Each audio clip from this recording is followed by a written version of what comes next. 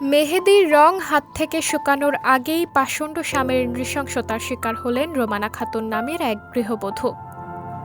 গভীর রাতে স্বামী আশরাফুল ইসলাম সোহাগ তাকে ছুরিকাঘাতে হত্যা করে স্বাভাবিক মৃত্যু বলে প্রচার করে। বুধবার দিবাগত গভীর রাতে সিরাজগঞ্জের শাহজাদপুর উপজেলার কায়েমপুর ইউনিয়নের ব্রজবালা পুরানপাড়া গ্রামে এই ঘটনা ঘটে। নিহত রোমানা উল্লাপাড়া উপজেলার সোনাতলা গ্রামের মোতাহার হোসেনের মেয়ে। 1 বছর পূর্বে শাহজাদপুর উপজেলার ব্রজবালা পুরানপাড়া গ্রামের আফসার আলীর ছেলে আশরাফুল ইসলাম সোহাগের সাথে তার বিয়ে হয়।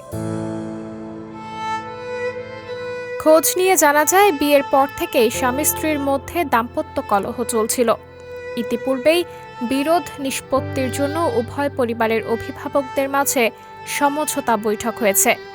সোহাগ তার প্রতি স্ত্রীর অনীহা ও স্ত্রী স্বামীর প্রতি অনীহার অভিযোগ করে। বুধবার দিবাগত রাত আনুমানিক 1টায় উভয়ের মধ্যে ব্যক্তিগত গোপন বিষয় নিয়ে ঝগড়া সৃষ্টি হয়। এ সময় স্বামী সোহাগ উত্তেজিত হয়ে এক পর্যায়ে তার স্ত্রী রুমার বুকে ও পিঠে ছুরিকাঘাত করলে কিছুক্ষণের মধ্যেই তার মৃত্যু হয়। পরে বিষয়টি ধামাচাপা দেওয়ার জন্য ঘরের মেঝে ও বিছানার রক্ত পরিষ্কার করে।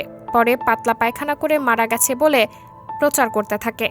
খবর পেয়ে শাহজাদপুর থানার উপপরিদর্শক হারিসুর রহমানের নেতৃত্বে পুলিশের একটি দল ঘটনাস্থলে উপস্থিত হয়।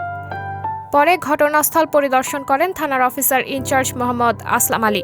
নিহত রুমার দুলাভাই বায়েজিদ হোসেন জানান, সোহাগের সাথে একটি মেয়ের প্রেমের সম্পর্ক থাকা অবস্থায় পারিবারিক চাপে রুমার সাথে বিয়ে হয় তার। বিয়ের দিন থেকেই সোহাগ রুমার ওপর অত্যাচার নির্যাতন করে আসছিল। পারিবারিকভাবে বিষয়টি সুরাহার জন্য বারবার বলা হলেও কাজ হয়নি। এরপর গত বুধবার রাতে হঠাৎ ঝগড়া হলে ঘরের ভিতরে রুমার বুকে পিঠে ছুরিকাঘাত করে মেরে ফেলে। এ বিষয়ে শাহজাদপুর থানার অফিসার ইনচার্জ মোহাম্মদ আসলাম আলী বলেন, খবর পেয়ে আমি সহ ঘটনাস্থলে পুলিশের একটি টিম উপস্থিত হই। এ সময় বাড়ির সদস্যরা পলাতক ছিল। তৎক্ষণাৎ অভিযান চালিয়ে স্বামী আশরাফুল ইসলাম সোহাগকে আটক করা হয়। এবং এই হত্যাকাণ্ডের সাথে আপনারা ইতিমধ্যে আরও জেনেছেন যে এই হত্যাকাণ্ড সংঘটিত হওয়ার পরে তার বাড়ি থেকে সবাই পলাতক ছিল এবং পুলিশ তাৎক্ষণিক অভিযান চালিয়ে এই ঘটনাটার সাথে জড়িত তার থাকার অভিযোগে তার স্বামীকে আটক করে। পরে তার স্বামীকে প্রাথমিক জিজ্ঞাসাবাদে সেই হত্যার ঘটনার কথা স্বীকার করেছে। তাদেরকে জিজ্ঞাসাবাদ করা হতেছে। এই ঘটনার সাথে যদি কেউ আরও জড়িত থাকে তাদেরকে গ্রেপ্তার করে আইনের আওতায় নিয়ে আসা হবে। জিজ্ঞাসাবাদে সোহাগ প্রথমে জানায় স্ত্রী নিজেই আত্মঘাতী হয়েছে। পরে লাশের সুরতহালের পর অধিকতর জিজ্ঞাসাবাদে স্বামী সোহাগ স্ত্রী রুমাকে হত্যার কথা স্বীকার করেন।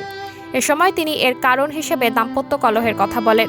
পরে লাশ উদ্ধার করে ময়না তদন্তের জন্য সিরাজগঞ্জ শেখ ফজিলাতুন্নেসা মুজিব হাসপাতালে পাঠানো হয়েছে।